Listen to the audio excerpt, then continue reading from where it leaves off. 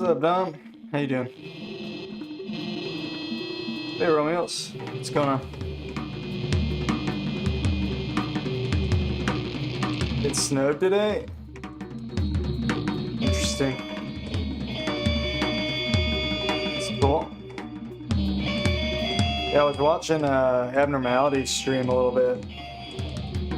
Actually, like, I was jumping around in his stream. Maybe you know what I'm talking about. Like, I didn't want to watch him talk about, like, what is an interval and stuff, so I, like, jumped ahead. And, like, he was saying in the stream that, he was like going over scaling. He's like, well, we already know that like the sub minor works better in a chord than its corresponding super major, and so let's build a scale with just sub minors and major and regular majors. And I was like, I was just talking about that yesterday. What did he say? So I kept like looking for like when he was talking about that, and I just can't find it. And I don't know if I'm assuming it had something to do with the position of the super major of like the 9/7 over on the lattice. It was like extended a little further out or something. But I was like, I was just talking about that last night with y'all, with you and who was it, Doman? We were talking about the harmonic series segments like 6, 7, 9 versus 14, 18, 21. Yeah, but he was saying like the super major is not wait, 7, 9, 21, 6, 7, 9.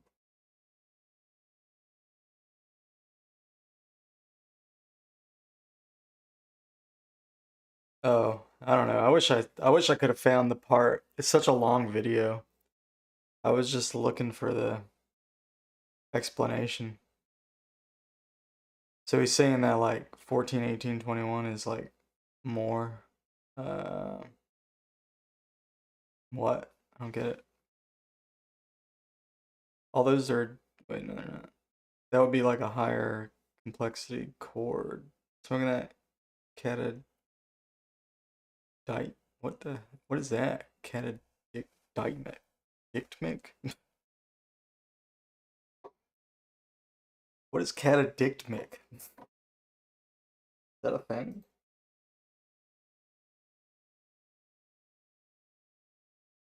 Oh well, I'll probably just end up watching that whole stupid video. Well, it's not. It's a good video. I don't know why I call it stupid. I just don't feel like scrolling through the thing just to find that. Just to find like what's probably like a one sentence.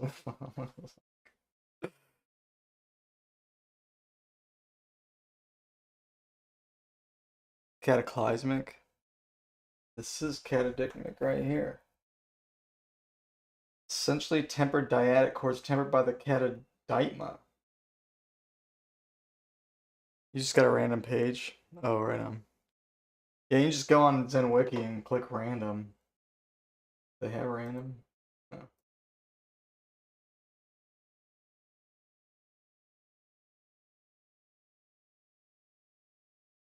maybe they do. Oh, they do right here. Random page. You have no idea. Three pairs of chord. Wait. Catadiamic chords are patterned to the 13 odd limit, meaning there are 6 triads, 15 tetrads, and 6 pentads.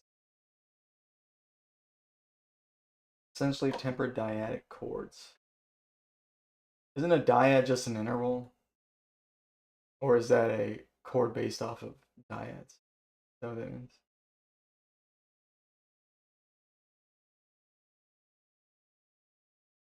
Intervals, longest specified set of intervals considered to be consonant.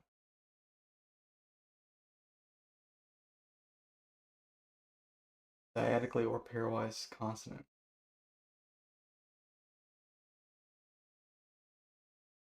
Dyadic, since every interval is an element of the 7 odd limit tonality diamond. and 10-7. 7 odd limit over the base. 10-7 to 6-5 is 25-21. Not 7 odd limit.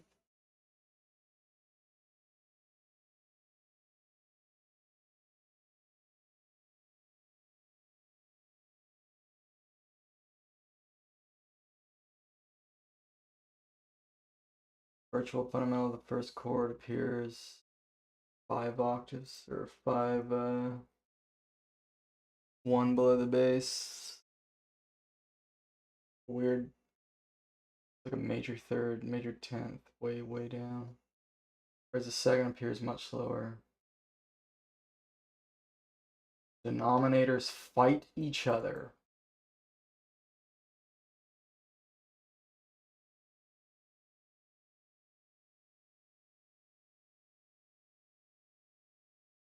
So they're saying this is over 5 and this is over 35.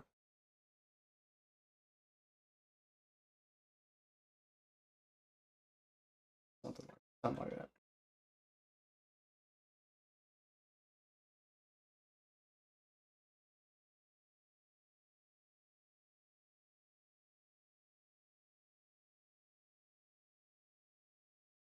You were locked in, you made 3 tracks? That's awesome. Congratulations. I've spent like close to a year on this album and I've finished 0. I've gotten 1 really close. I've gotten a couple like kind of far along, but I actually finished all the first drafts of the drums for the whole album. So I still have more work to do on the drums, but I got like at least some drums on like every track to cover like the whole song. And I did like a lot of velocity tweaking. I didn't do much like micro timing changes or anything like that. I'm gonna save that for later.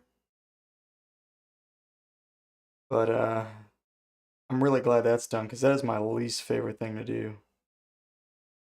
Is program drums. It just, I don't know.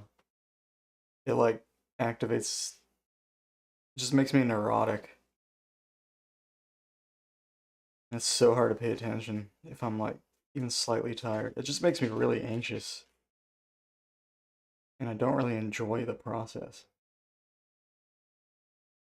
Because it never sounds good until you're like pretty much done. Like when it's done, it's like, oh, okay, that actually sounds pretty good. Or like way better than it did without it. But everything leading up to that, like last 10% of work is like, God, this sounds like ass. The whole time. It just sounds bad. It's so hard to like trust the process.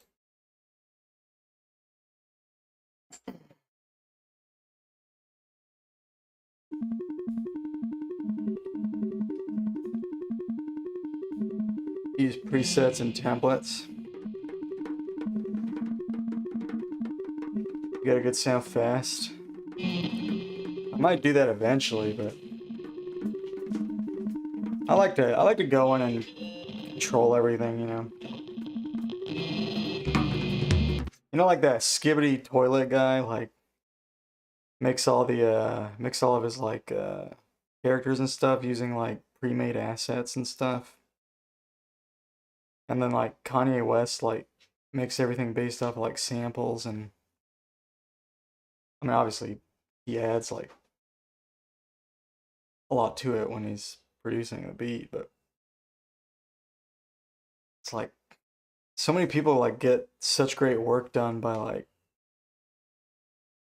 you know, taking they take a lot of the work out of it by using other people's work, and I'm like, you know, you can do really great things with it, but it's just never been my style. You know, it's probably better to do that. Because I mean, Kanye West is like the greatest producer in like so far. And the Skibbity Toilet guy is like the greatest, um, I guess, like movie maker, or whatever you want to say. Greatest animator of all time. It's transformative, you don't mind.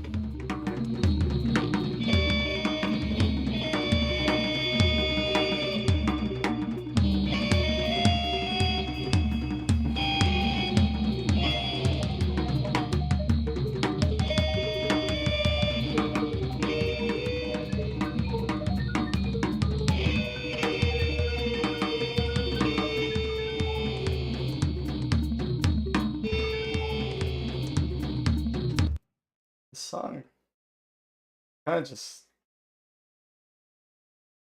kind of debating just not doing this tonight. I kind of burnt out today. I think I might jump straight into some linnstrument. Or I'll, yeah, I think that's what I'm gonna do actually. So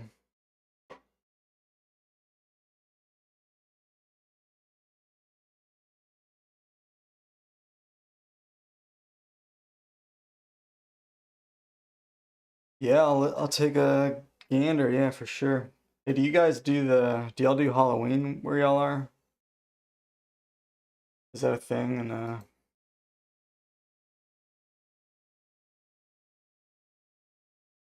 know you're in Australia, dumb. I can't remember. I think Romeo's is in Finland, something like that. That was yesterday. Oh, right, it's already tomorrow for you. Yeah.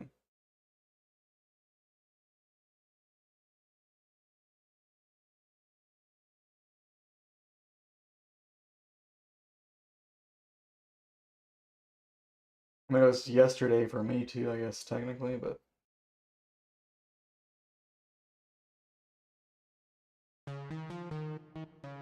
oh, yeah, take your time.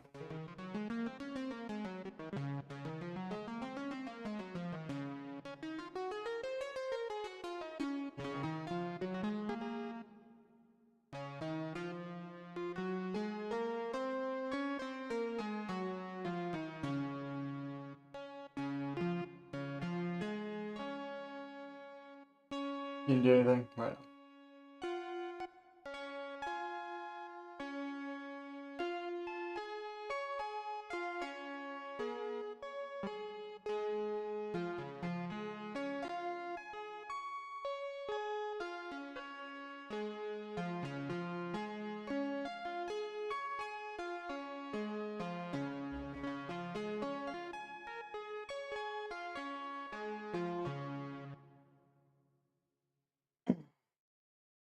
Major, major.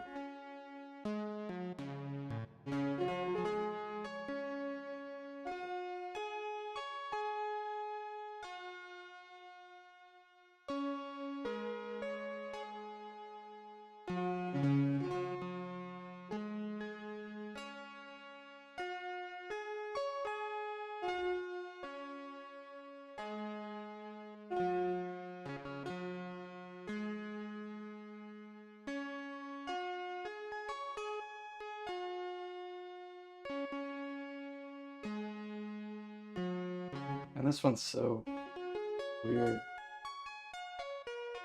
Like the finger placement, not what I think it's gonna be.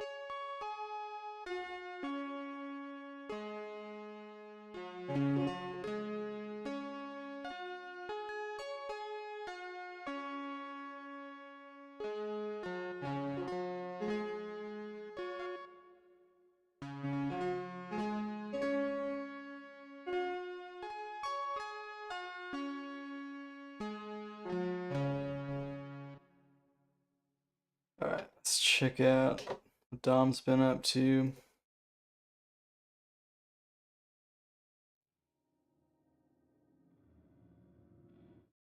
Oh, it's already playing.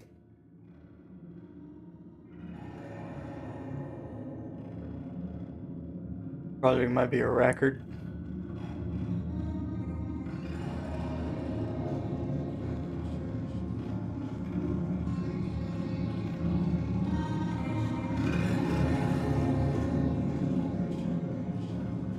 You're 3 days in.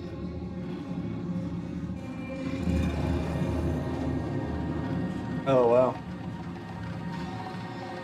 Nice.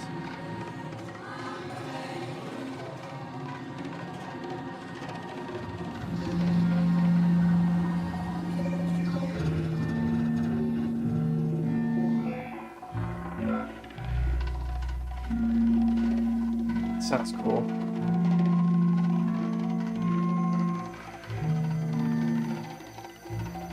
Is that a guitar with like a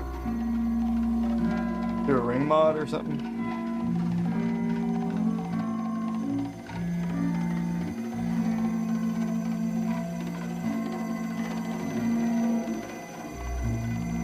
Pitch down a Haitian guitar and a halftime drum thing. Works every time.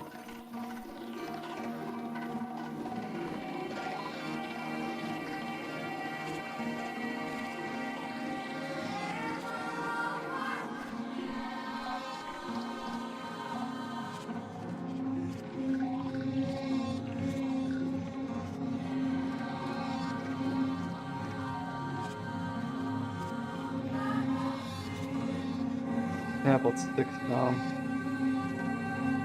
collage.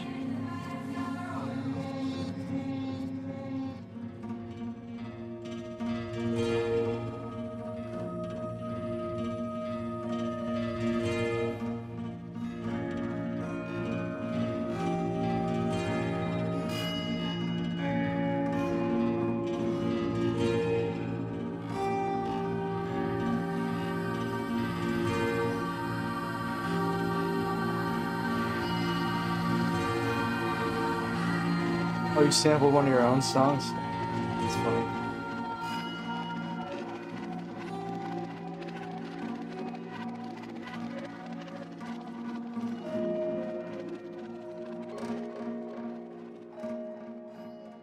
That's pretty nice. Cool little ambient soundscape. Yeah.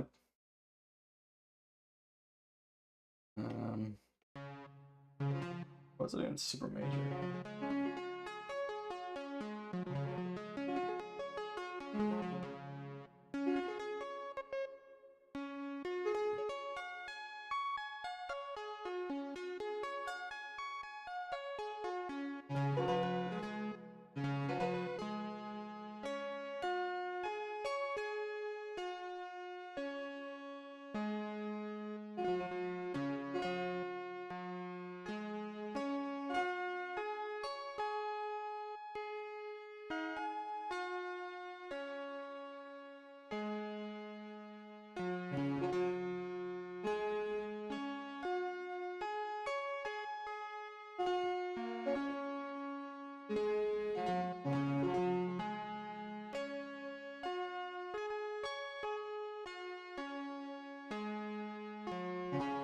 It's so weird that super major is like almost easier to read, but like it's easier. It's also easier to see the chord on the layout, but it's weirdly difficult to coordinate. Your ambient phase. I have yet to go there. Definitely in my like whiny, complainy phase. That's all my songs do. That's all I do in any of my songs. You love ambient music though? Yeah. I mean, I like ambient music and oh, of course. What else is there to complain about? But Yeah, I mean, I'm not like making it up. It's just like the most autobiographical stuff. Everything I do lately is, at least with the songwriting, it's always like just based on something real.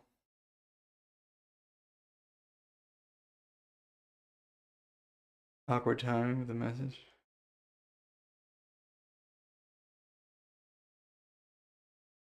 I don't know what you mean. You've written a million songs like that? Yeah. Right, that's the way to do it.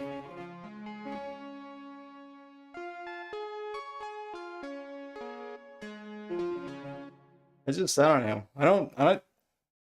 I just I don't try to force anything when I'm writing lyrics and stuff. I just let it. It's not always about a woman. I'm sometimes it's about friends or impressions, but like every song is almost like it's always like I always have like someone in mind. It's like every song in a weird way is like that I write is almost like a letter. Maybe not everyone, but most of them are like that. It's like I'm thinking of somebody and it's like something I can't really say to them because it's like it would be inappropriate, I guess, or there's no good way of saying it. So the energy just comes out in the lyricism. But it usually like goes with the music too. I mean, when I'm writing music, like I'm just thinking about. I'm like when I write the stuff that I actually put out, I'm like almost never thinking about chords and theory, and I'm just like coming out with ideas, and I'm like, but my mind is like always just on just bullshit, just whatever is on my mind about life, and it just influences the music.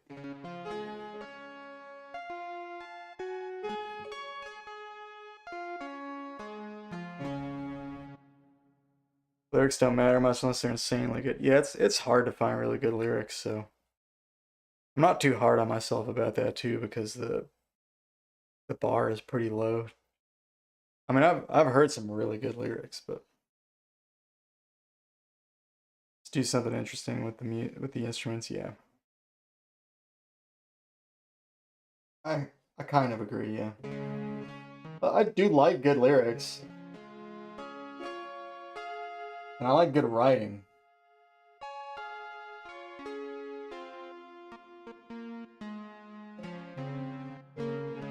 And it's not that I don't try when I write lyrics. I definitely do. I mean, I put a little effort into it, but I try not to do too much because I used to do too much. I feel like in it gets to a point where like I think with for me with the lyrics, if I'm doing too much editing, it just turns into self-censoring, and that's kind of what I'm trying to avoid. I just want to say what I'm trying to say and not. I'm trying to. I've just like tried to stop impressing people with how I go about saying it, even though I do think that can go a long way.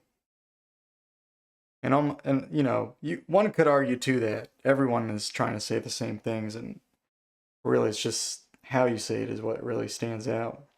But I don't know that I'm not. That's not my driving philosophy or anything. I'm not like I just have things I have to get out. That's really all there is to it, and I don't want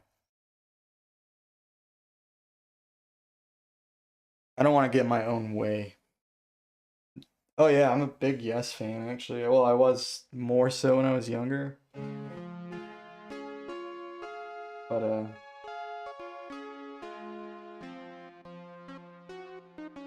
I like their progressive era, like their earlier, like Close to the Edge and um what is it called? Fragile or whatever. No, whatever the one with a roundabout and all that is on. Whatever the album with a roundabout on it is, that's like my favorite. He would write nonsense, just like painting with words, whatever he wanted. And yes, I know the Mars Volta does that. You can tell they're like hugely influenced by yes. And but they definitely do quite a bit of that.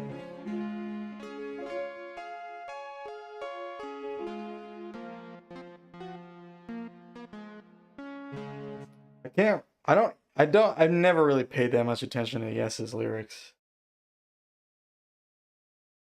But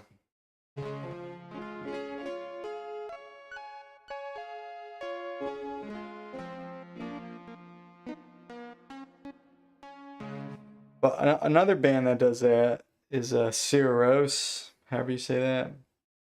That post rock band. They're like they make some of the most beautiful music.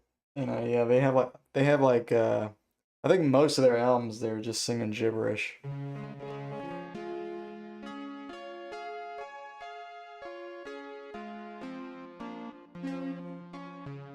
But they occasionally sing in Icelandic.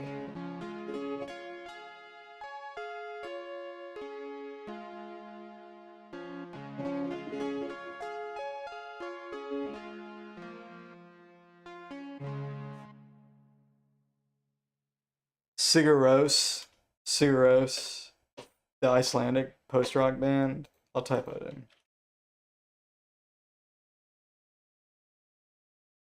They're like they're like an iconic post rock band, and like maybe the only one with vocals. One of the only ones with vocals, for sure.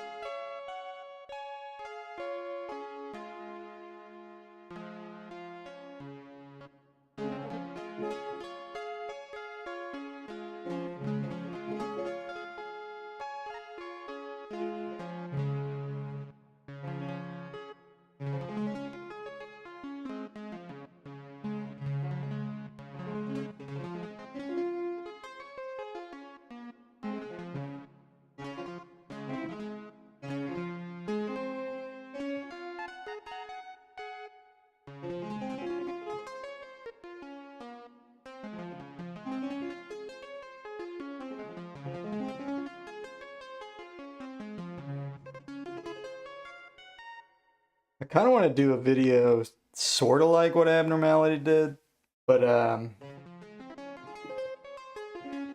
like less focused. I was thinking about it the other day, like maybe I should like just ramble on the camera, like with my. I don't even need the camera, but I was thinking maybe I should just like pull up my computer and just start rambling about like how like what if someone is interested in microtonality, like how they can get into it, like where they could start, and not really like not really explain the details of how everything works, but kind of like show them where they can look, basically, and maybe just like share some of my impressions about like what I see existing now that I was clueless about when I like was very first starting. And maybe it'd be also just like a kind of just like an overview on like some of the major concepts, like the differences between like JI and Ito's, and maybe even like I was thinking it might be cool to just like ramble and just do like a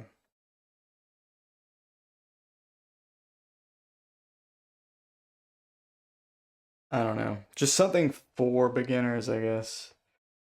You're listening to music and you heard me speak. You got summoned to my. Did YouTube auto direct you to my stream? That's odd.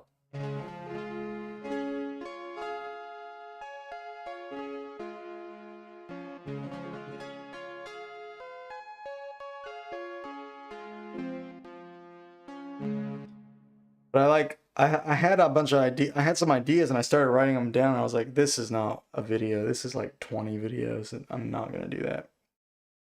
But I'm thinking like I should just not do any of these ideas. I should just not do a. Don't do a. I don't want to do a. What is it called? A outline. Just run the camera and like ramble until it seems like it feels like a complete video. Just upload it. Like just do it. Just do like a really bad intro to J. I mean not JI to microtonality. It will talk about JI though a little bit. Uh,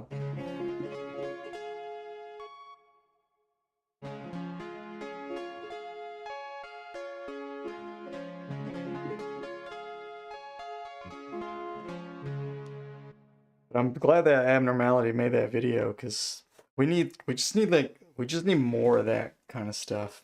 I like that it was like so long because if someone is interested in it, they have like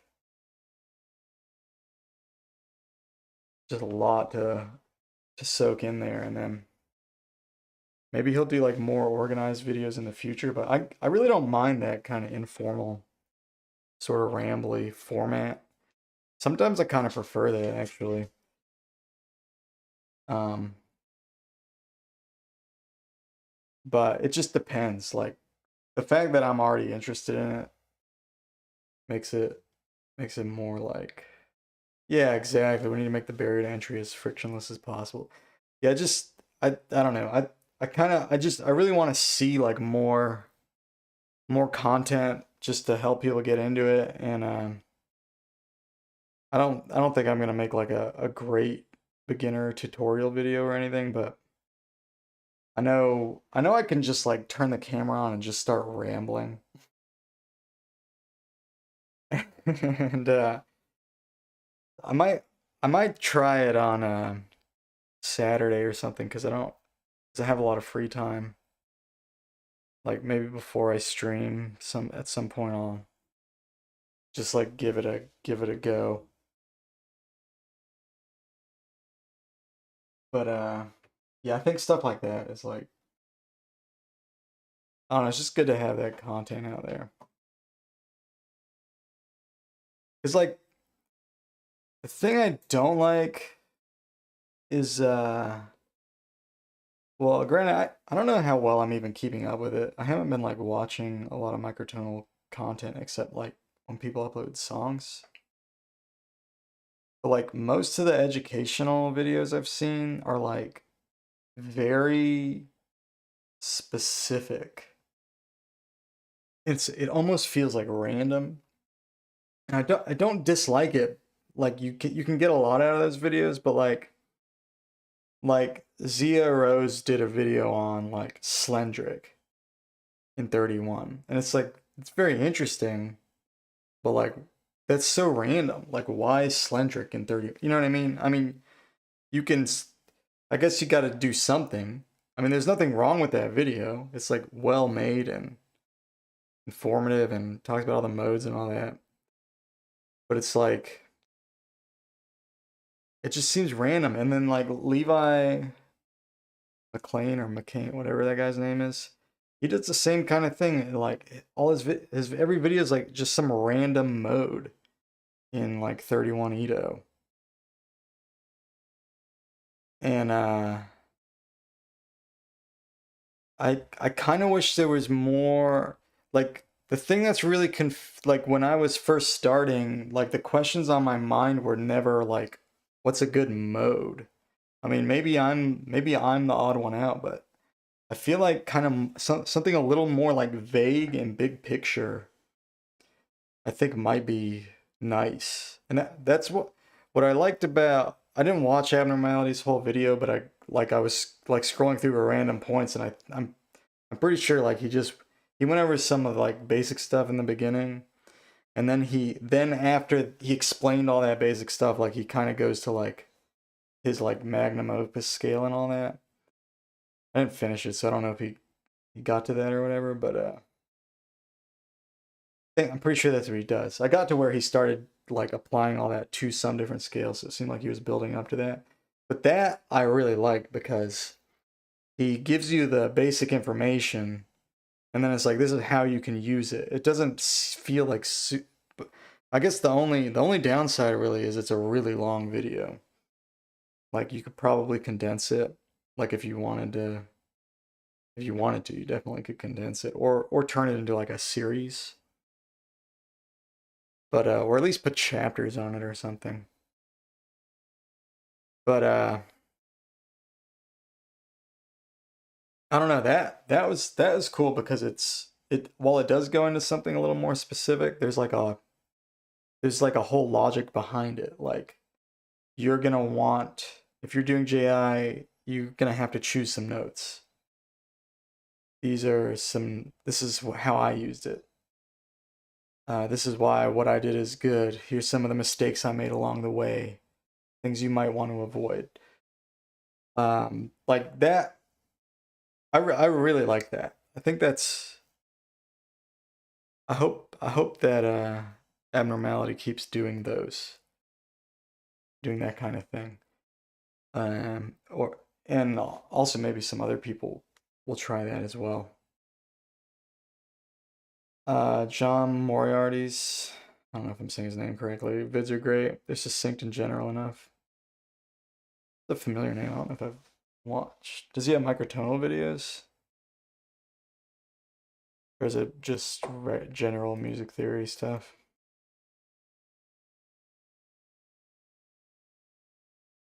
He does. I need to look him up.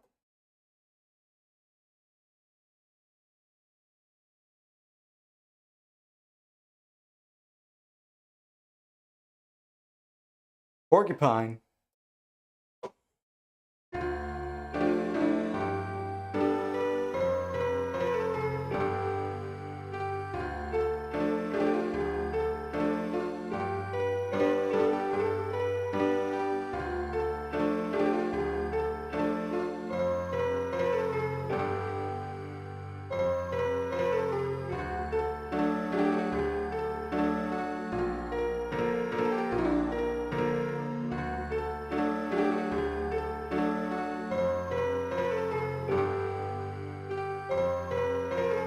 I've seen this one.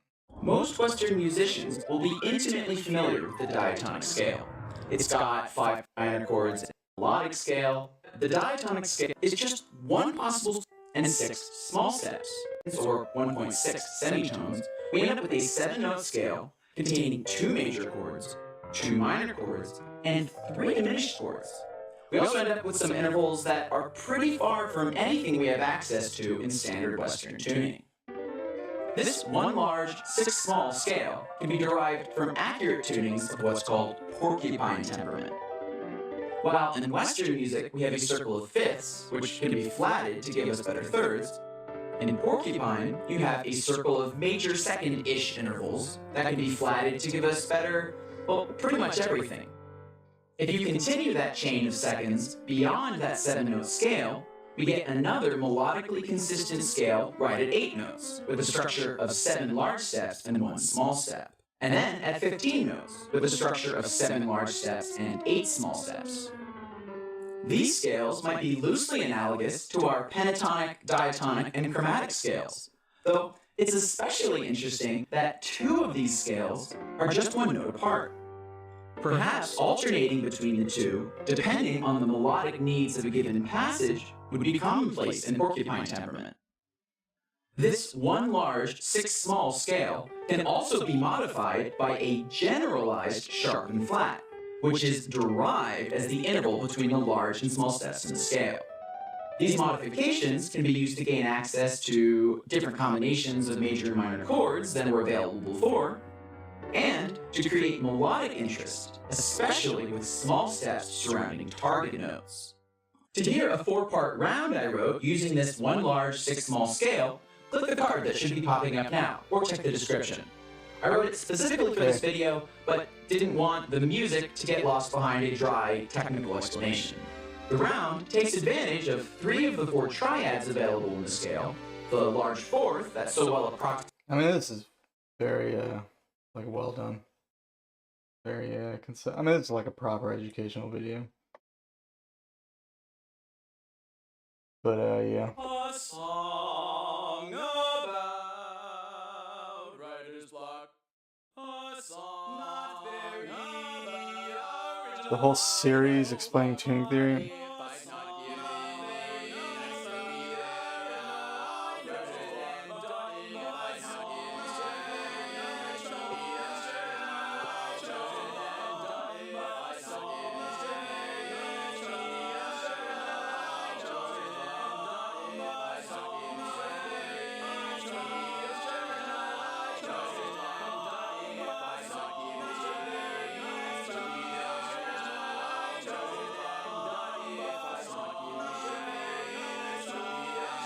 Wow. Doesn't sound that weird. Gotta go. See ya. See ya, Romeos. Have a good rest of your day. Alright, so alright, anyway. And practice more of this.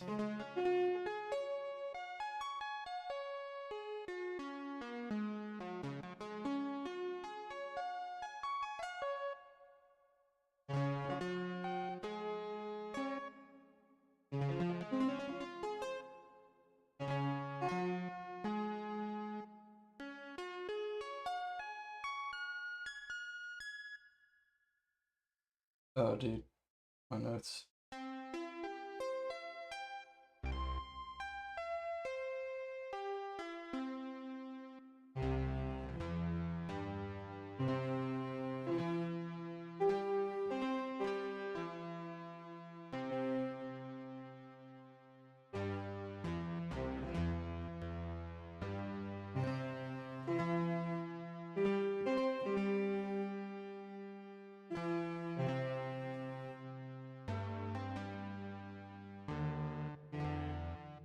What?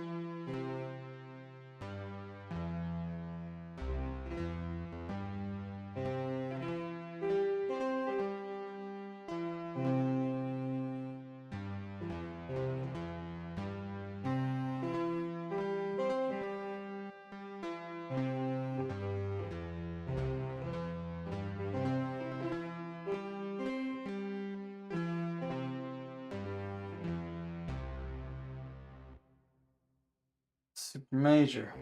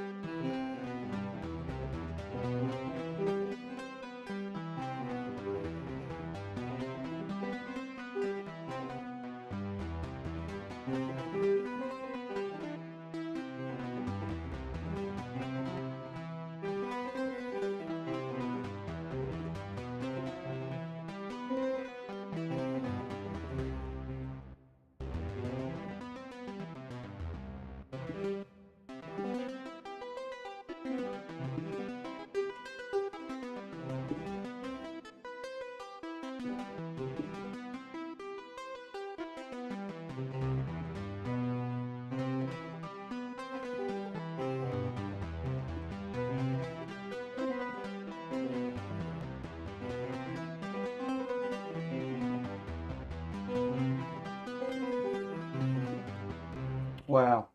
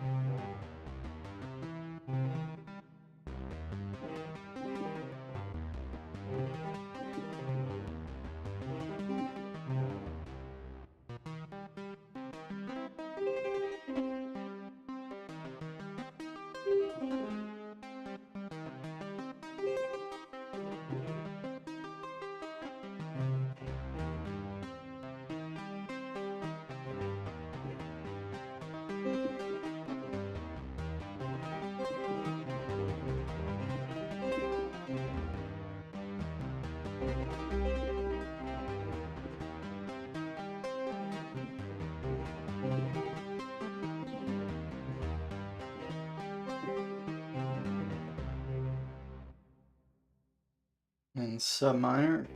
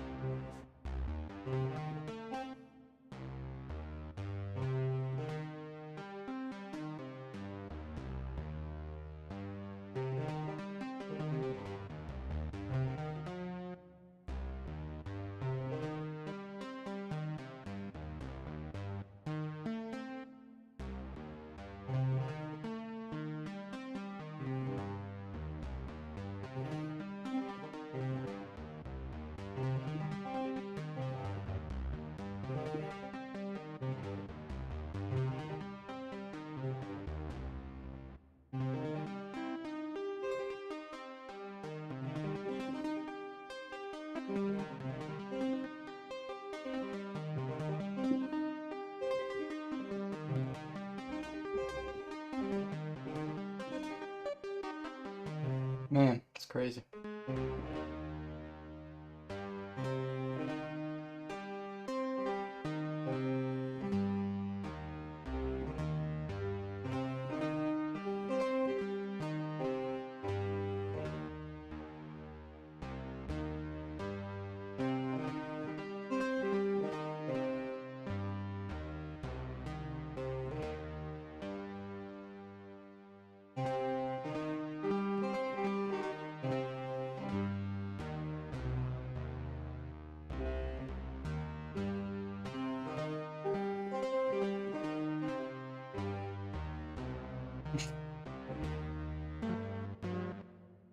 Oh man.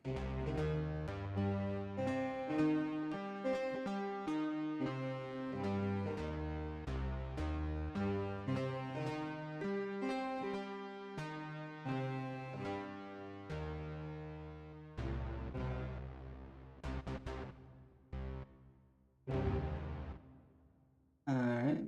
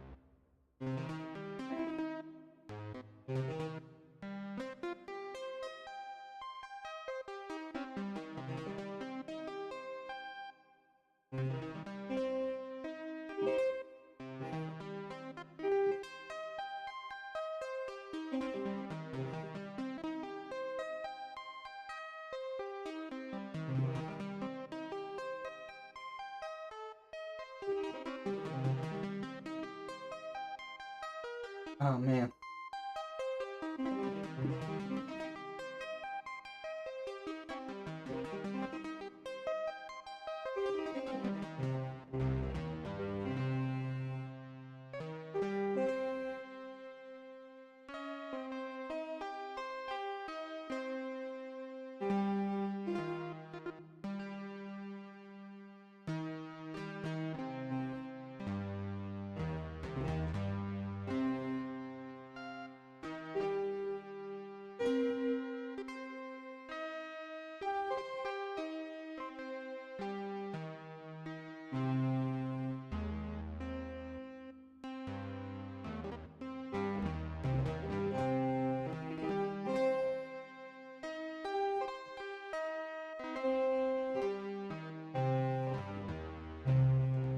Hey, what's up, John? How's it going? How's it going?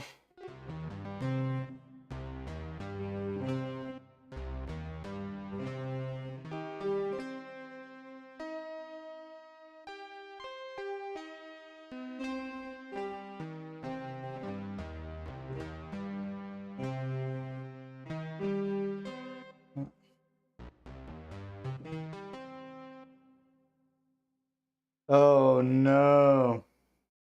What happened? Is there like a power supply issue?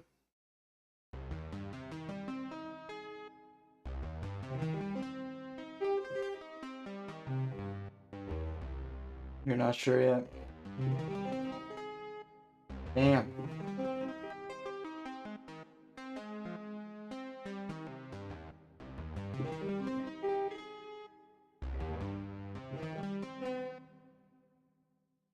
Fuses are blown? Oh no, that sounds pretty bad. Can't get them on holiday.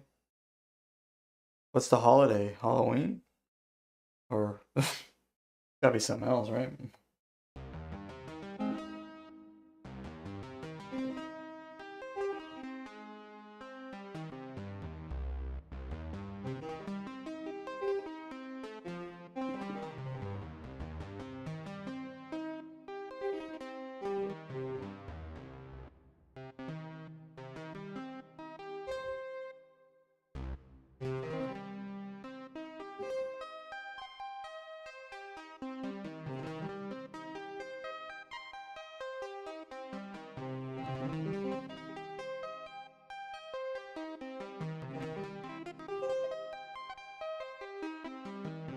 Well, hey, I hope, hope you get that sorted out sooner than later.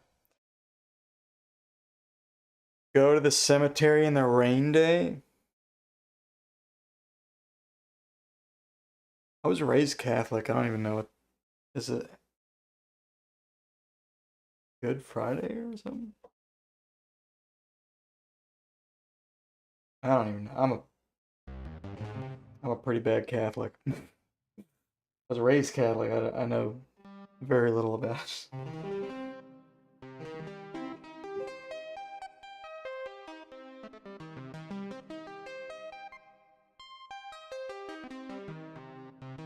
All Saints Day? That's weird.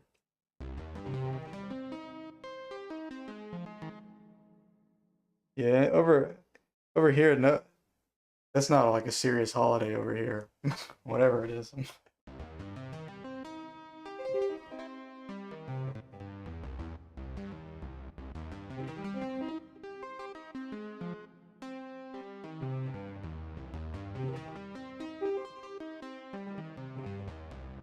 We do Christmas.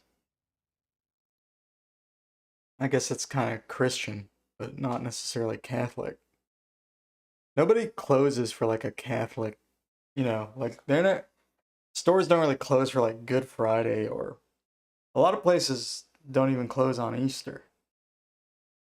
I think more of them used to, but as the culture gets progressively more secular and multicultural and atheist and all that, people don't even close for Easter really anymore. I think some places do it.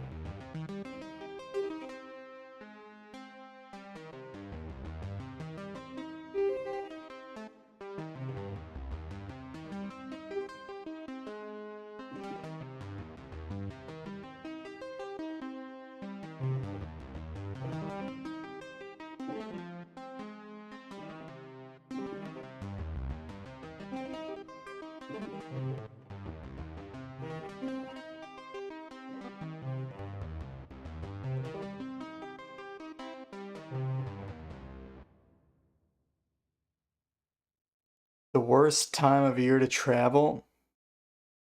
What is Easter or Christmas? Easter?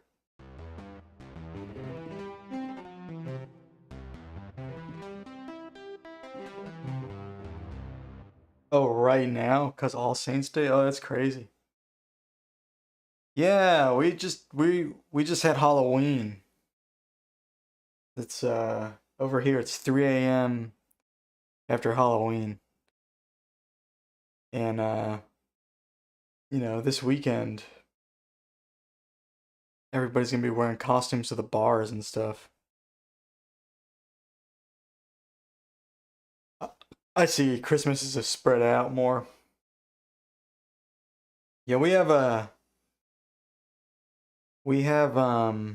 Thanksgiving is coming up the end of November, at the end of this month, and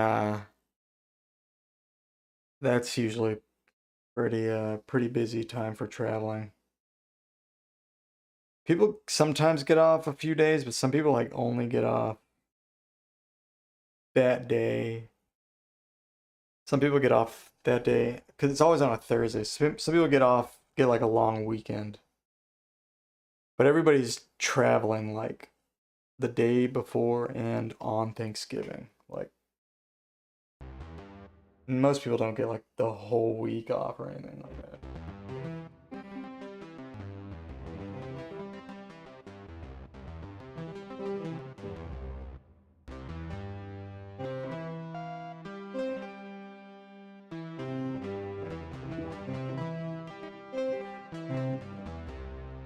Right. Yeah. So that's our probably version of that.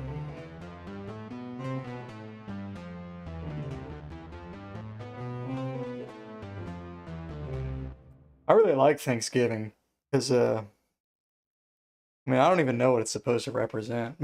They tell you the story when you're a kid about the, the pilgrims who like came over to the States from Europe, like broke bread with they used to call them the Indians, the Native Americans over here, and I guess it's a wholesome tale. But when we're all getting together, no one ever mentions that. No one's ever like, oh yeah, like pilgrims and all that. Everybody just like eats.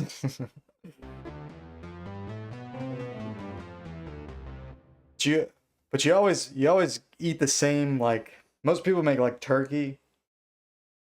I'm vegetarian, so I don't eat the turkey, but there's like a bunch of stuff that is usually made on like cornbread, especially if you're in the South. Everybody makes like cornbread and sweet potatoes, and it's so good. The food is always so like I love Thanksgiving food. So it's like it's maybe my favorite holiday.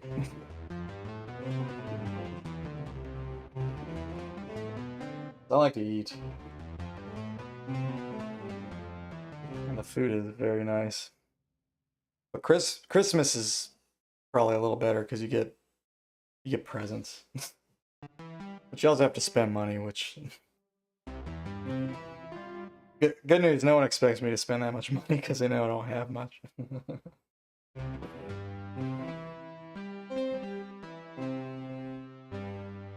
So I usually come out ahead in that one. But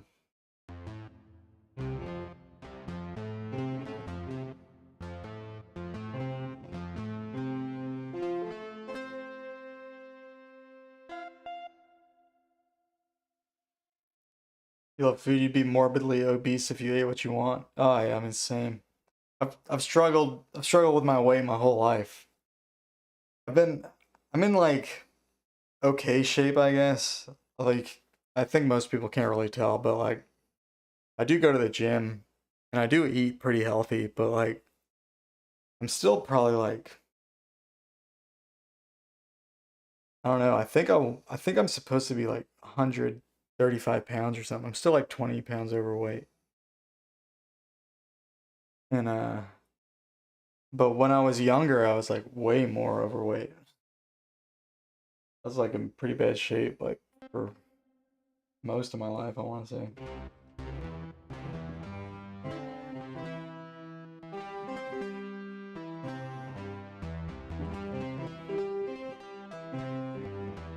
But it's because I like to eat.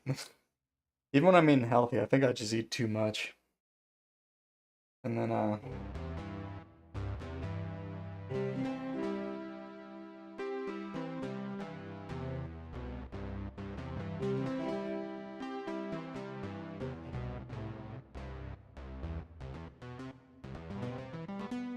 do go to the gym, but other than that, I'm really not active. I just sit around all day.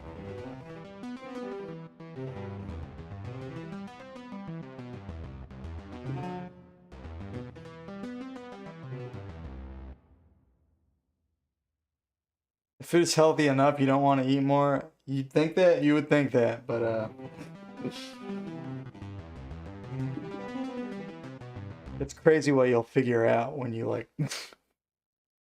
I used to eat like all raw food. Actually, that's the only time I was like actually in like probably good shape, what I would qualify as good shape.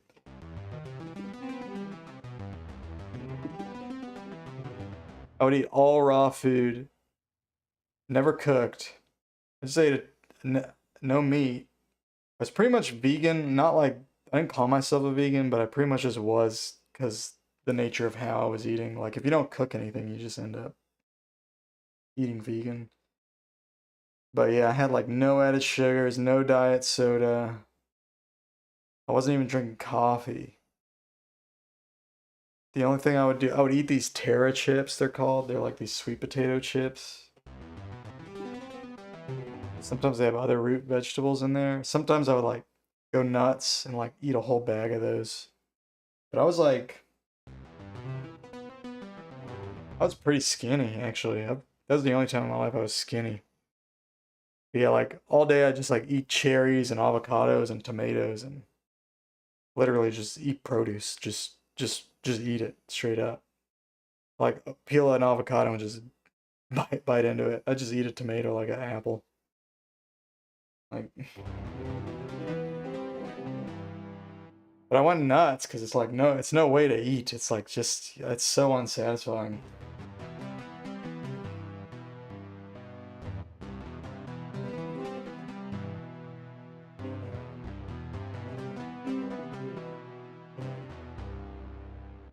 But even now, I eat pretty healthy. Like I have to eat the same thing pretty much every day. I have quinoa for lunch. I have a salad for dinner. Like tonight, I had asparagus for dinner. And once a week, I'll like go out to eat and like get something actually good, so I don't go totally insane.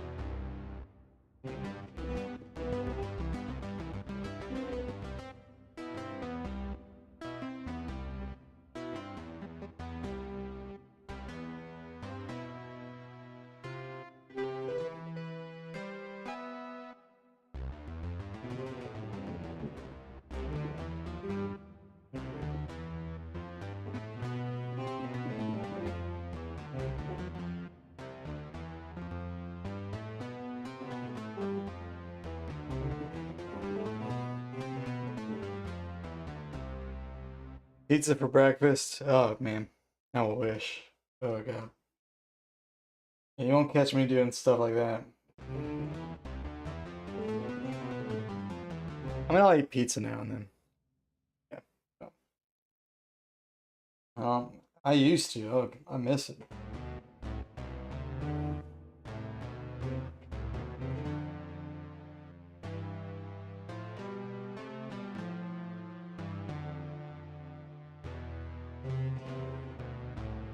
Maybe when I get sufficiently old, I'll just be the slob I truly am deep down. I don't know if slob's the right word, but the glutton I truly am deep down. Just like, just eat garbage all day. Then at least I'll die truly happy. Sometimes you let yourself. I think every once in a while you should, you know. You should splurge every now and again. Like once a week, like usually on a Friday, I'll get like some good food. Like tomorrow, I'm gonna get some Indian food. I drive like 30 minutes there and then 30 minutes back just to get it. It's so good.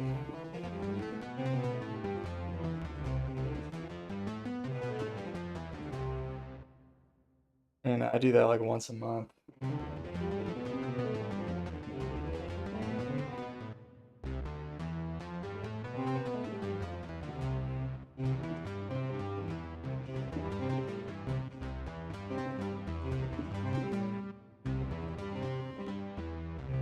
You're cooking some soup. Nice. Well, soup sounds pretty healthy. You'll happily sacrifice food if it's just always at optimal nutrition. You're not a big foodie. You're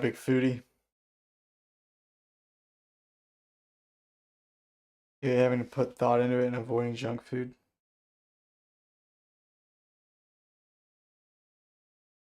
Yeah, I do like crave sweets and stuff sometimes. Like I just had some Reese's earlier. It's Halloween. I really wanted some last weekend and I was like, no, no Reese's. And I was like, well, I waited like 2 weeks. I went like 2 weeks without any candy, so I'll get some Reese's because it's Halloween.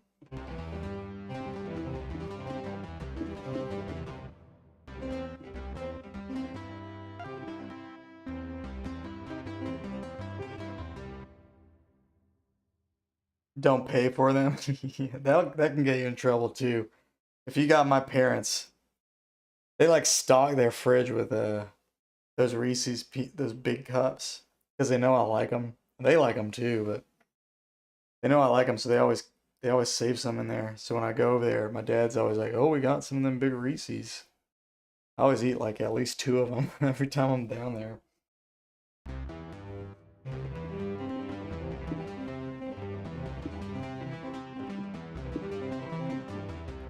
Then my mom likes to make sweets, like she'll make a cheesecake sometimes.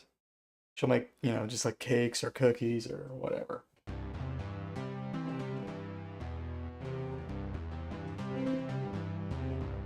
And then they always have like pastries from the grocery store. Like they don't really watch out. They don't eat that healthy.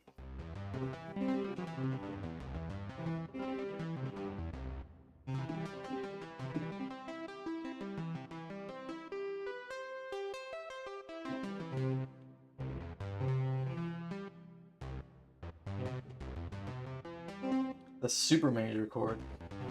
Super major 7.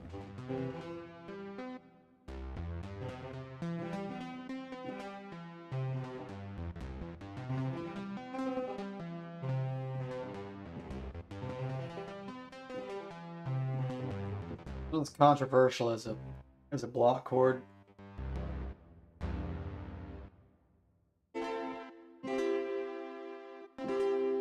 Compared to this. But as an arpeggio, it's like unstoppable.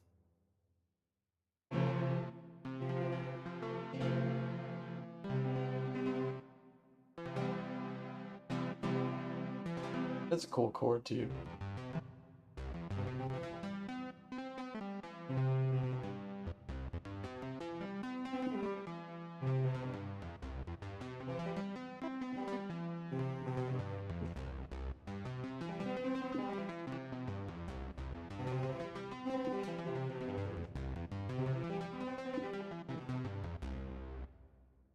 Actually, really like the 24 Ito super major chord. I think that's like one of my favorite chords in the 24. I don't know if I like the third in it, but I like the super major 7th a lot.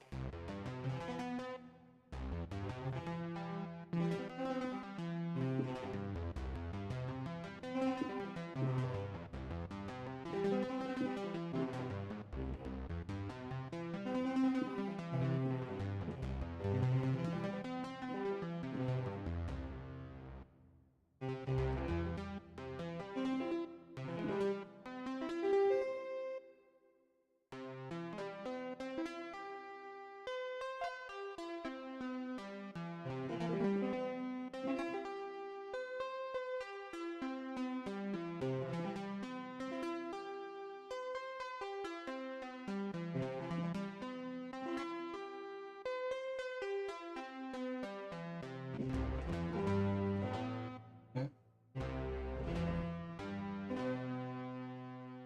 Ah. That one actually is, that one's actually pretty ergonomic.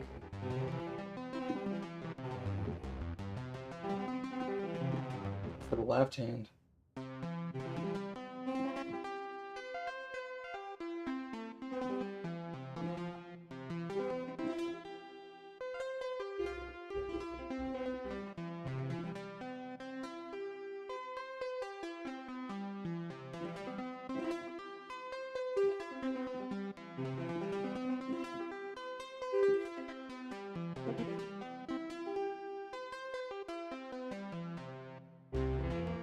Yeah.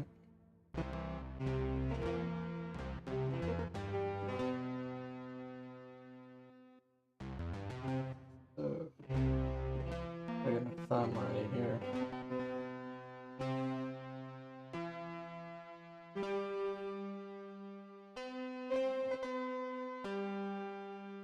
Kind of tough.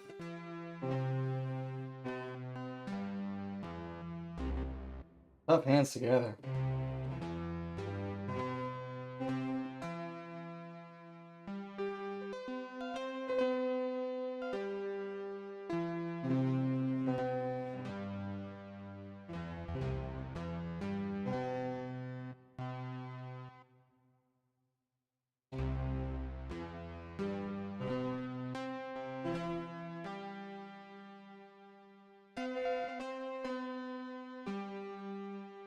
If you think piano's confusing, don't try this.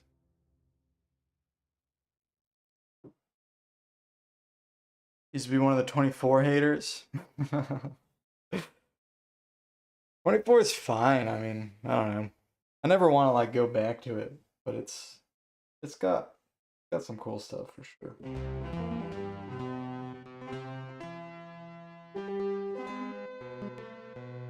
I think it's a part of like, I think it should be like a part of most people's like basic understanding.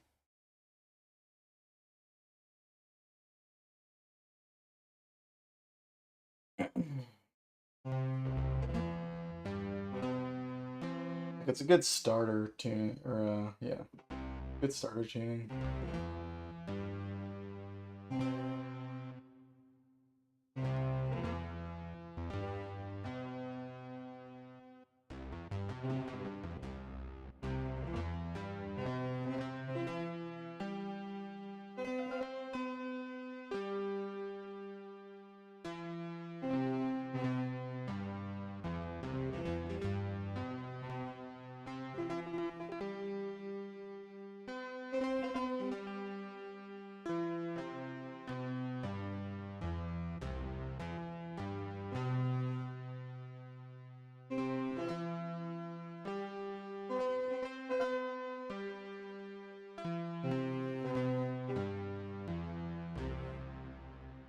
Seventeen's your go-to rack. 17's a good early one. I definitely wouldn't. I think 24 is a good launching point because it includes 12. But 17 is, it has, the diatonic scale is so easy to understand. It's like 12 plus, but it does not sound like 12 plus.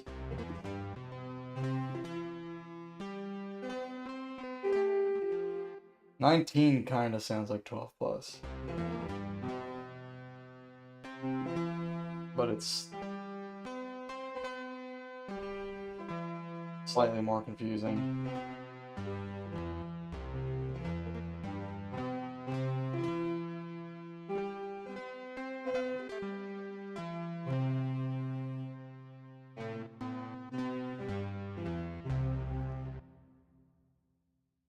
Like, I like 17 a lot. I mean, Mercury Tree is like one of my favorite microtonal groups, and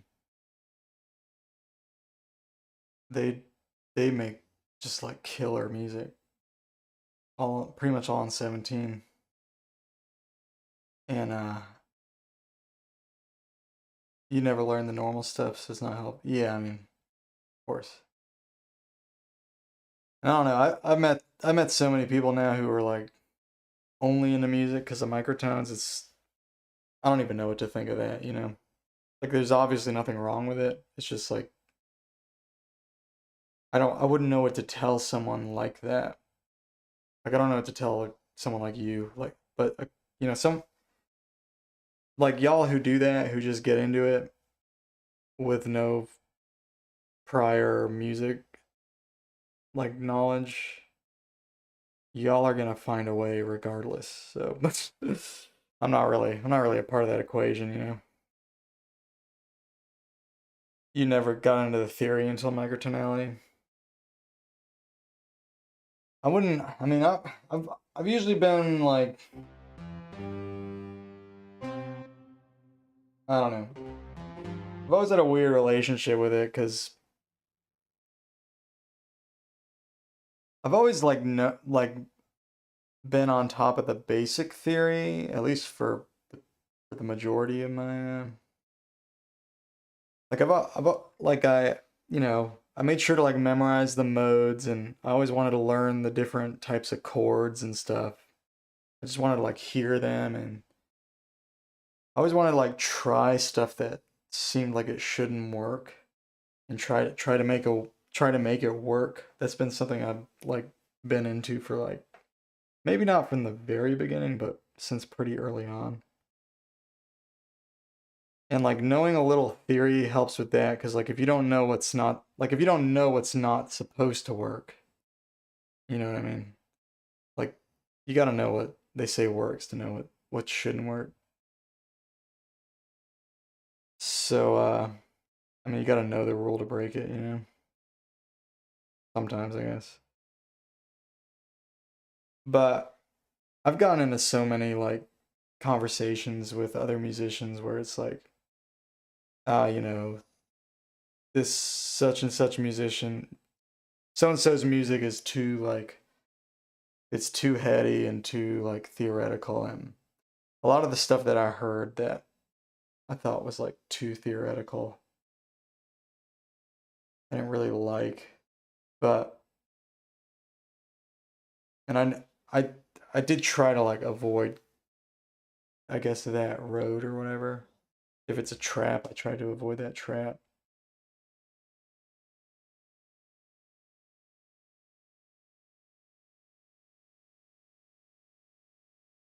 You've always loved me. You needed to learn theory to make something coherent with that many notes. Usual theory didn't make much sense to you because it didn't explain anything. It doesn't explain a lot of modern music, I mean, that's for sure. A lot of modern music is like so simple, you barely need any theory to understand it, at least from a harmonic perspective. And obviously, I'm not including like experimental, contemporary classical, or jazz or anything like that. That's really theory heavy. But just popular music for the most part. Rhythmically, it's pretty nuanced and sophisticated. Of course, there are the occasional pop songs that are really jazz influenced, but we never liked the what works approach. Like a lot of the functional harmony stuff doesn't make sense, and that this chord leads the other chord because you don't really hear that. Yeah, again, that's like I think I think a lot of the theory is describing older music, and if you look at the older music, like it does make sense. But when you look at modern music, we're all every we're always getting bored of what's already been done. So basically, by the time we have a way to describe what's happening, the actual music has moved on, and that's kind of how it seems to work. And I suspect in 20 years we'll have a better theory of modern pop music, but by then the pop music then will be a lot different, or a little just different enough, I guess. Assigning labels to different sounds and patterns has been huge. It just helps you to like understand and just, you know, if not like understand it from like what should I do, but like just to remember like, oh, this is what this group of notes is called. And functional harmony is in large part description of some dead genre. Absolutely, yeah. These like extensions of rules of counterpoint. This chord wants to resolve to this other chord. You almost never actually agree on that. Um, Again, I think I mean, I think in like a lot of contemporary music is basically modal. Basically, what we would describe as modal in that tends to like establish a kind of a tonal center, but we generally avoid like a lot of times now we avoid like 5/1 resolutions. Like a lot of contemporary music avoids 5/1 resolutions because they're so unambiguous and obvious, and a lot of times they sound hokey. It's just been done to death over and over and over again.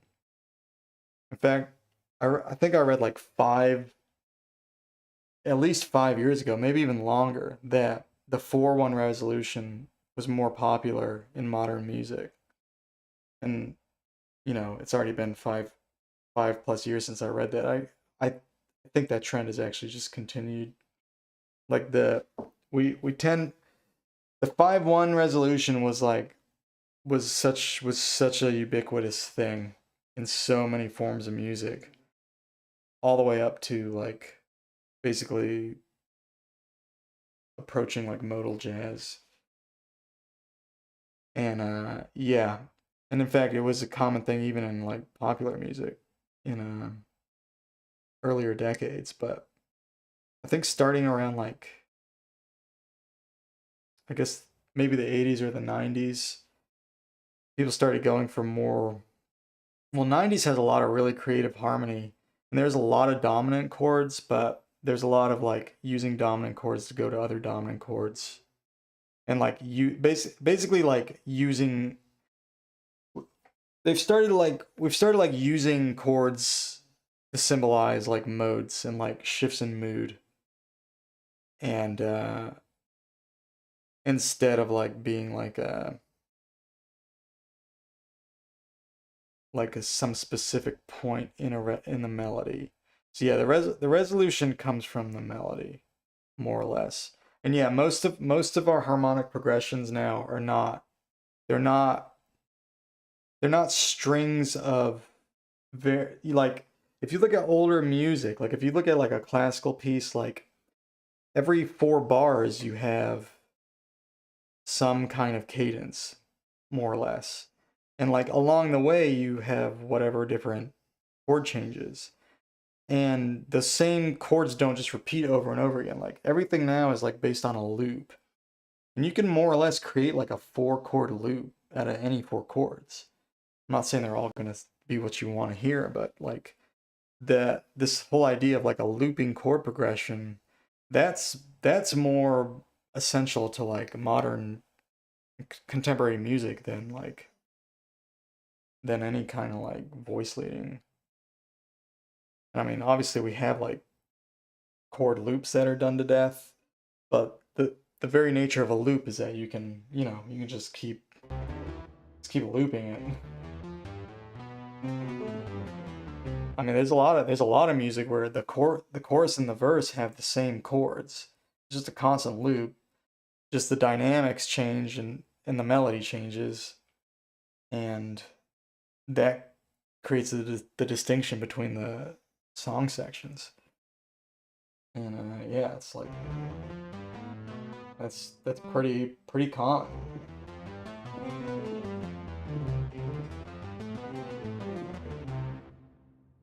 But ah,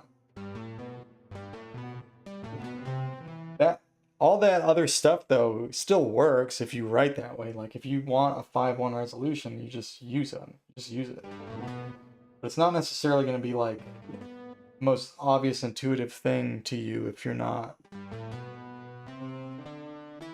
inundated with that style of writing.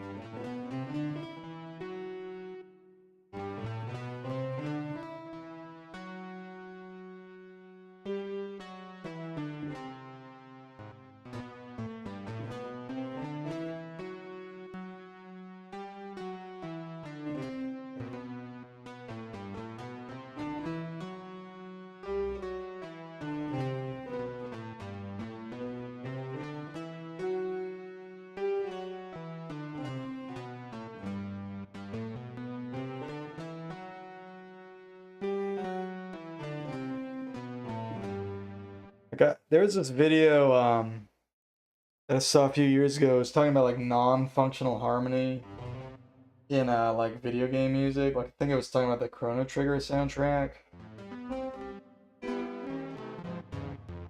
You might just compose.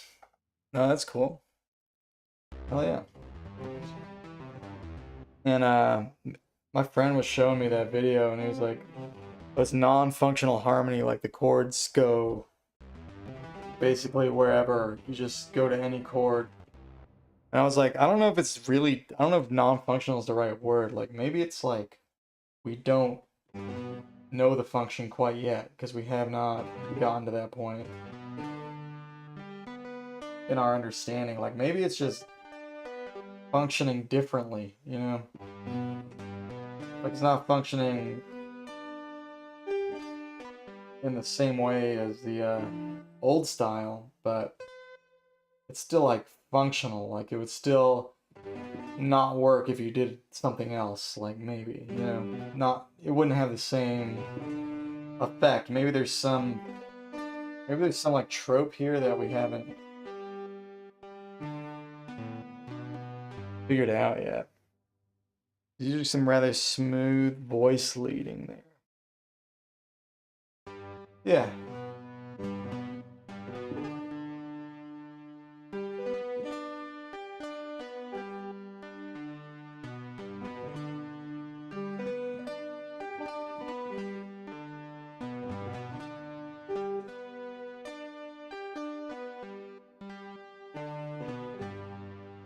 I mean, just because like some theorist hasn't like given a name to, hasn't like named a cadence after some pair of chords, like doesn't mean there's not like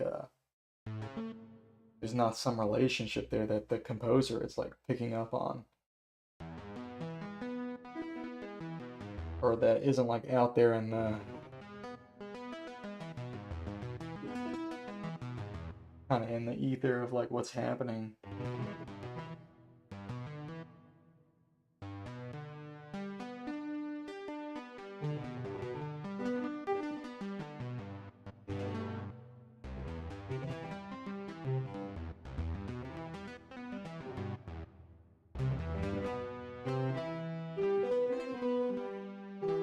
Yeah.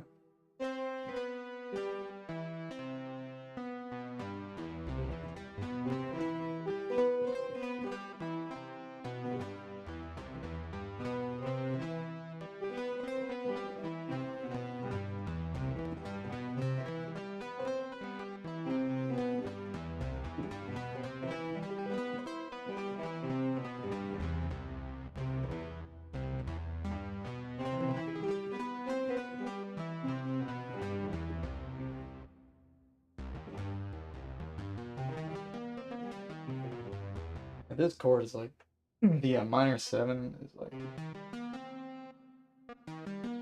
kind of a weird shape.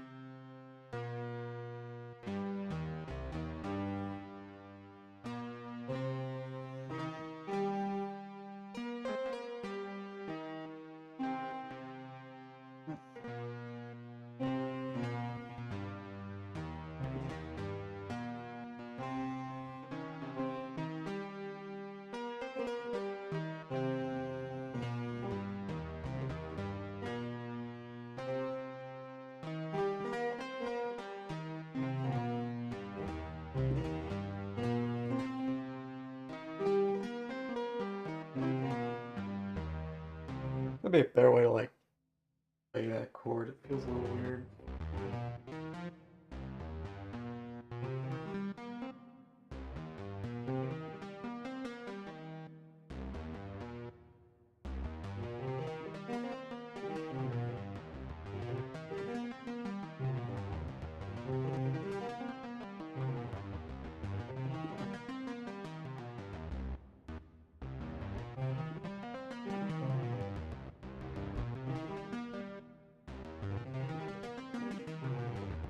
How do you do that?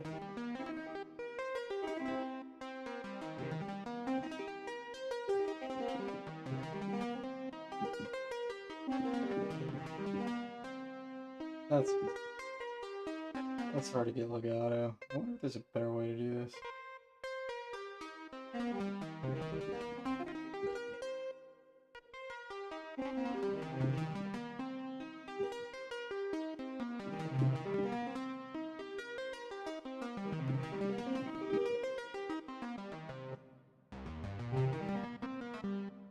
This one is just like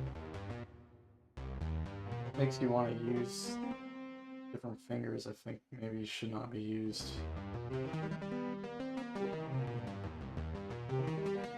Like I don't think I should use my 5 up there. My pinky right here.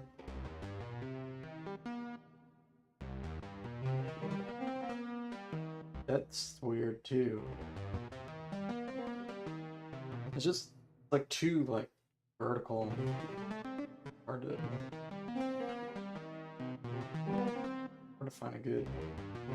There is an alternative rack.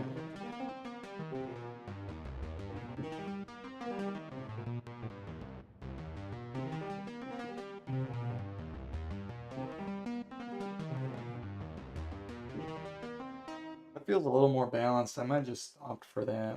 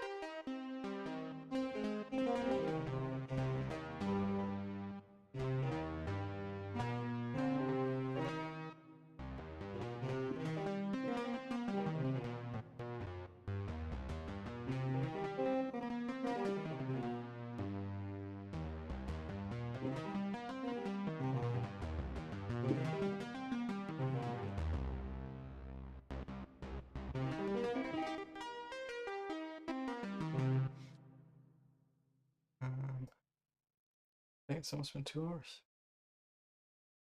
Crazy.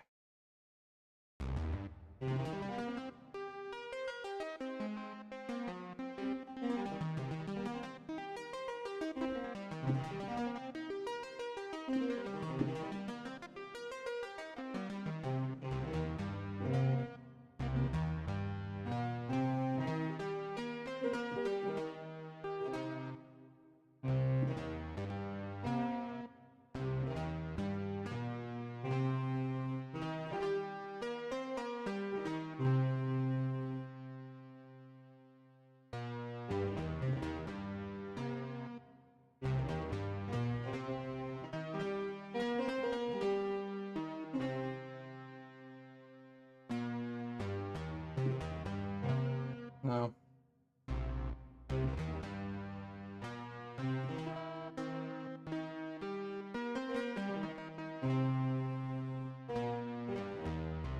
That was hard.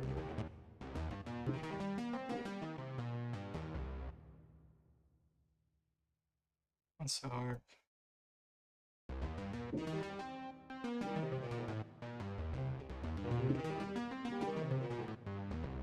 I guess I'll work on that song a little more. I did enough technique.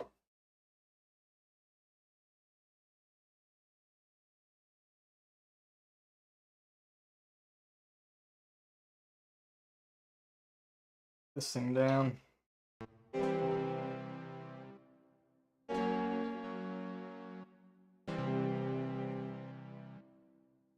Um,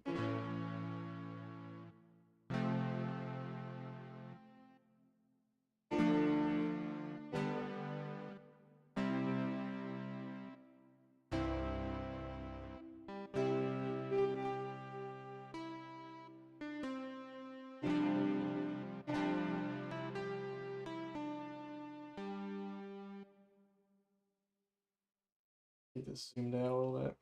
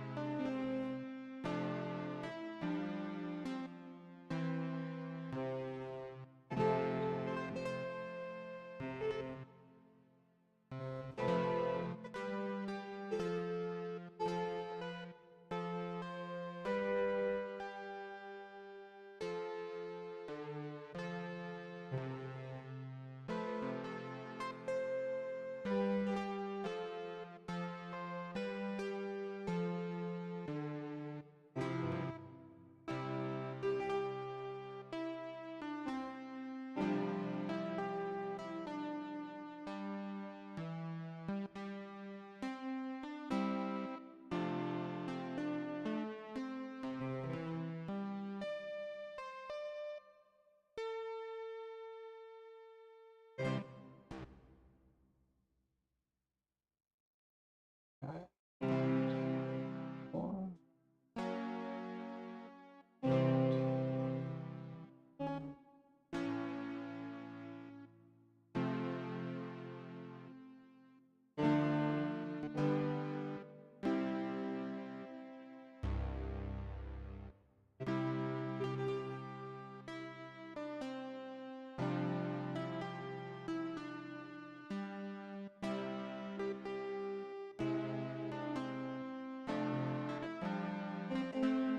No.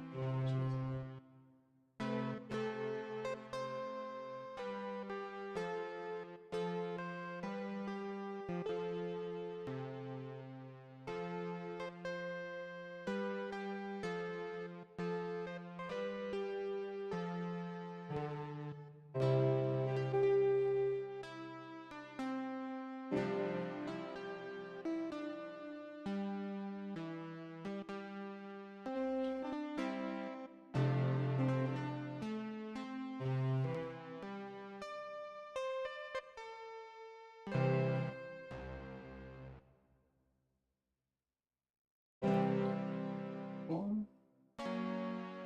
One.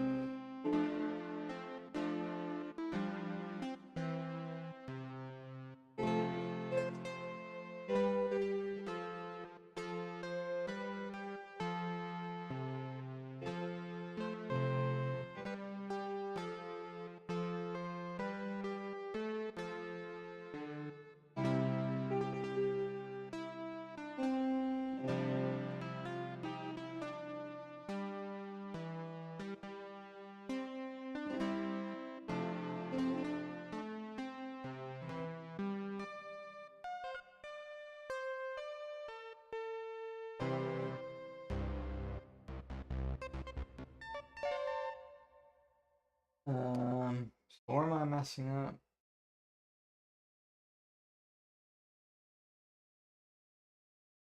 I think like up here.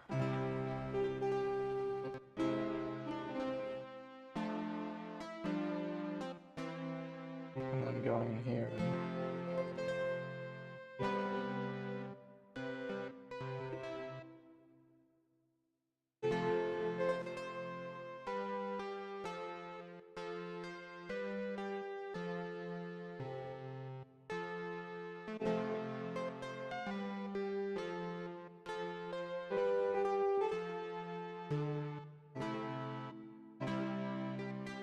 Alright, whatever, I'll just try to.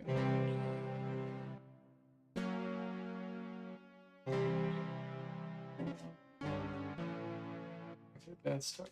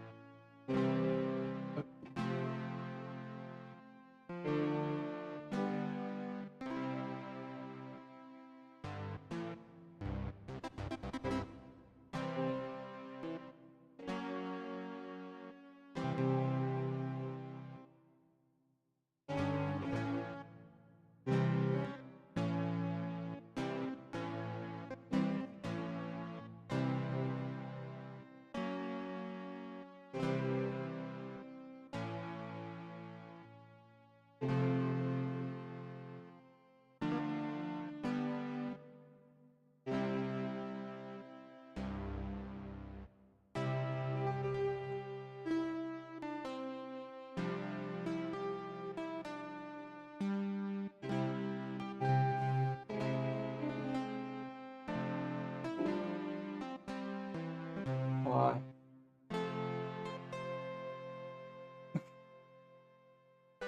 Keep looking at the wrong spot there.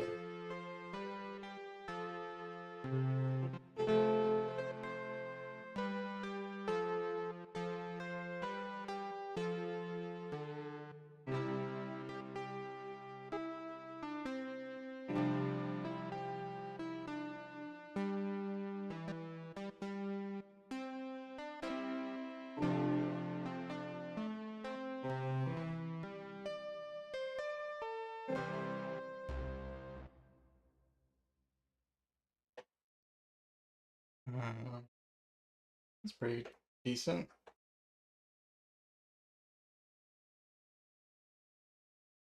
Make it a little smoother than that, and then call it.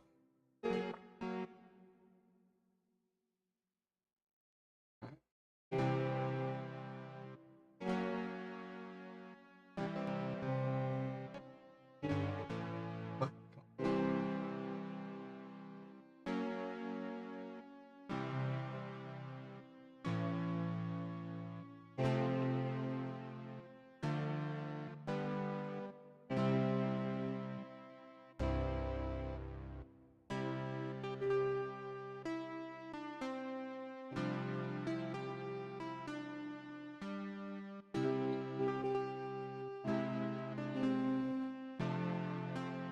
Why?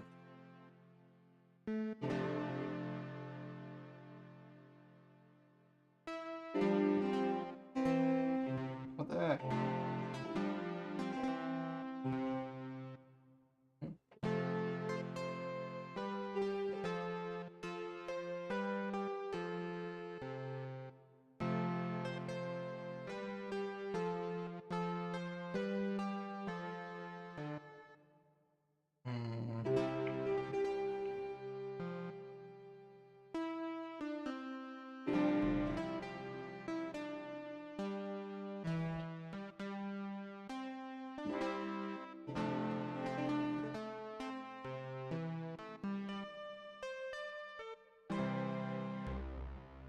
That low C's right there.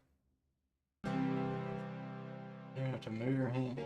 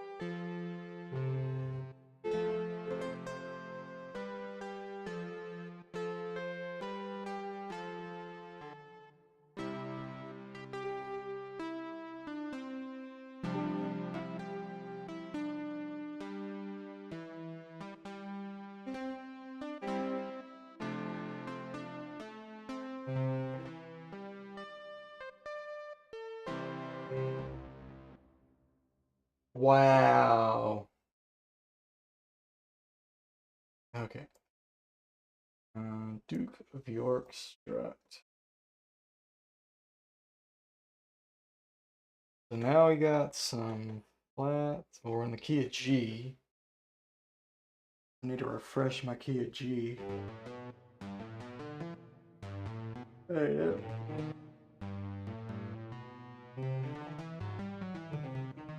We have down F sharp.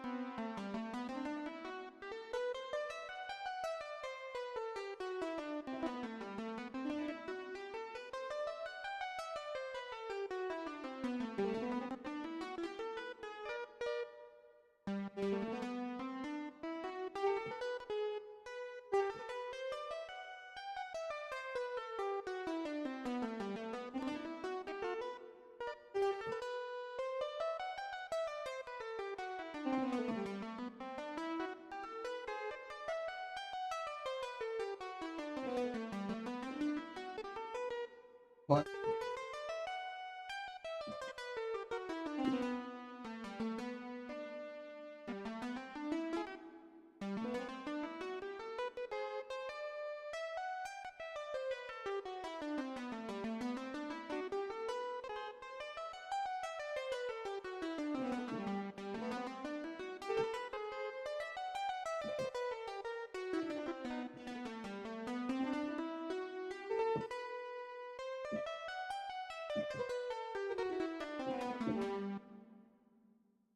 Okay, key of G.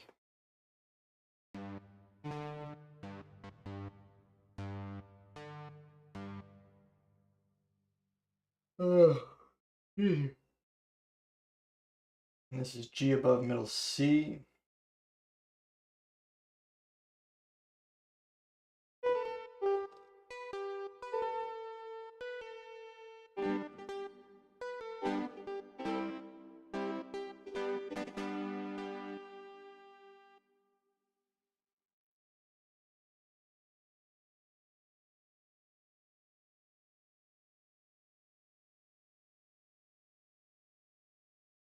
How do you play this? Oh, it's right there. See? Alright, so.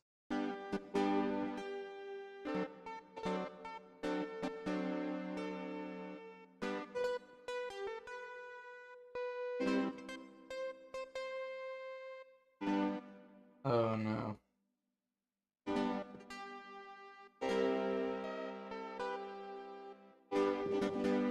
I gotta decide what note to play there. So it's a B flat. So I just played the literal B flat.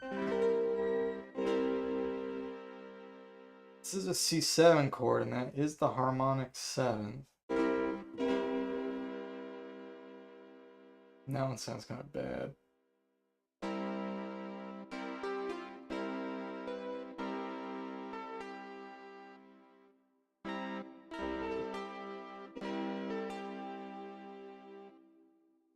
Try in context though.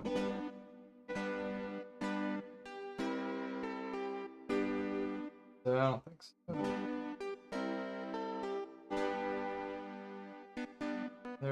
Is there another option?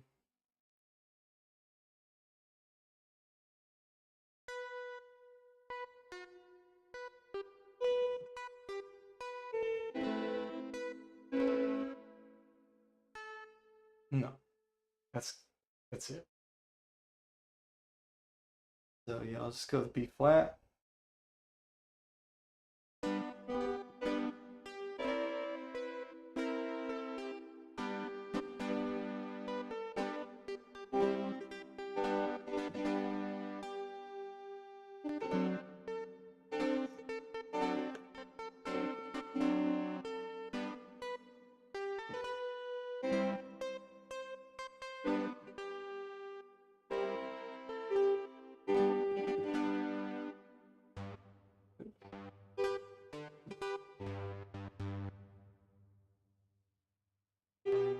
Interesting.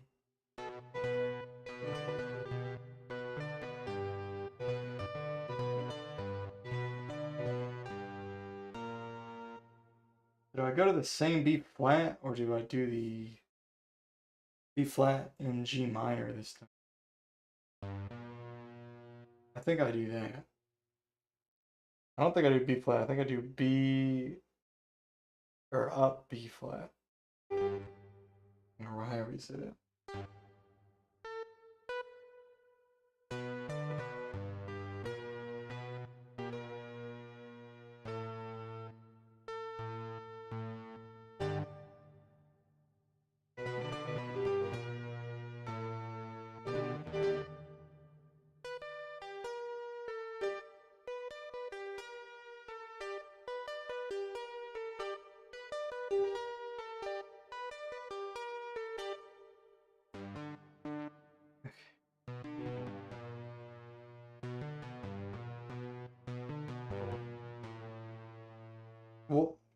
What do I do there?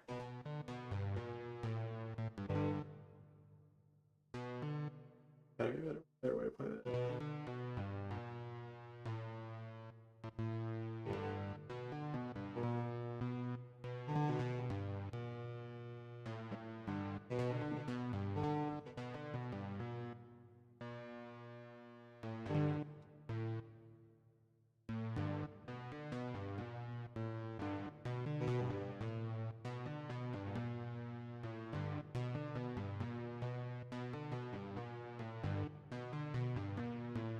Definitely an option.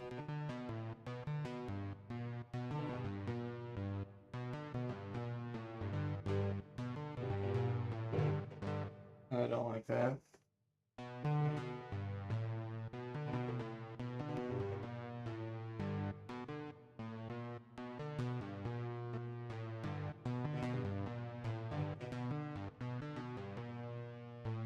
It's really confusing, but it makes sense. I mean, might be the way. Everything's under your hand. Everything's under your fingers.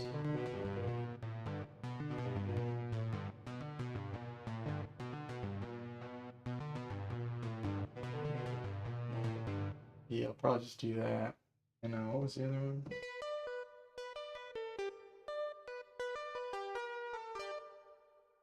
So far this layout has seemed really left-hand biased, which is fine because I'm right-handed, so I can usually get around the awkwardness with the right hand a little easier, but this is actually harder for the left hand. This move.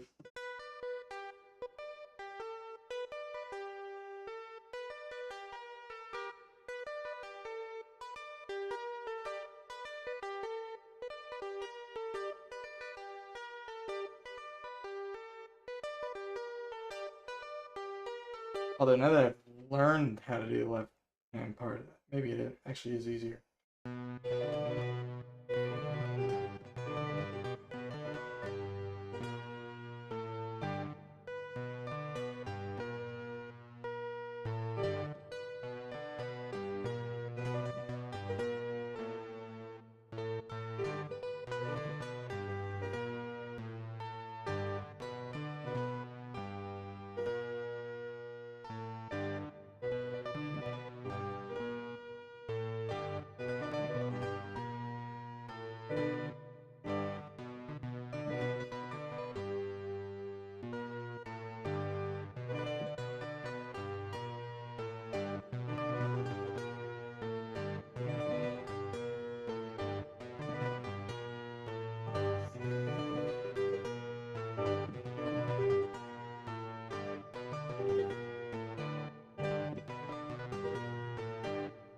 Yeah, it's such a strange move for the left hand there.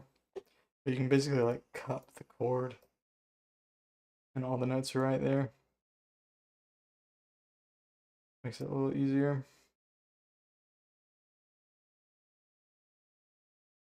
Alright, I think I'm gonna cut it there tonight. No stream tomorrow. I will be back day after tomorrow. Gonna get into some more mixing and stuff. I'll play a little instrument, but probably won't spend the whole stream doing it like I did today. Although that was nice. Like, I mean, part of me just wants to just practice the linnstrument, this 22 Ito layout, like all day, every day, and just do this, not do anything else. But anyway, I can't, at least not for a pretty long time. So, but anyway, I will be back 2 days. More mixing, more linnstrument, probably do some ear training as well. And yeah, I might try to do a rambling video on microtonal theory on Saturday. I don't know. I'm kind of on and off. Abnormality's recent video kind of inspired me. I was literally thinking about this like 4 days ago or something. I started like writing down notes and stuff, and then I was just like, this this is too much information for one video. I have to like do like 20 videos now. I'm not gonna do 20 videos, and then now I'm like, maybe I should just start the recording and just start talking and going to different websites and stuff and just talking about it, and just like do a kind of just a very vague general, these are my experiences with microtonality as somebody who's been doing it for 3 years and some change. This is kind of what I've learned about, more generally speaking, and what you could potentially get into. So I think there's a lot of interesting stuff that probably people don't know about because it's not like the basic thing. Like I think there's a lot of like really interesting big picture ideas that get emphasized more among microtonalists that outsiders don't really see. If there's some way I could like touch on that, maybe. I think that could be interesting. But I don't know. Anyway, I might try something like that soon, even if not Saturday specifically, but I'll let y'all know next time. But anyway, have a good rest of your day, night, whatever. See y'all in 2 days.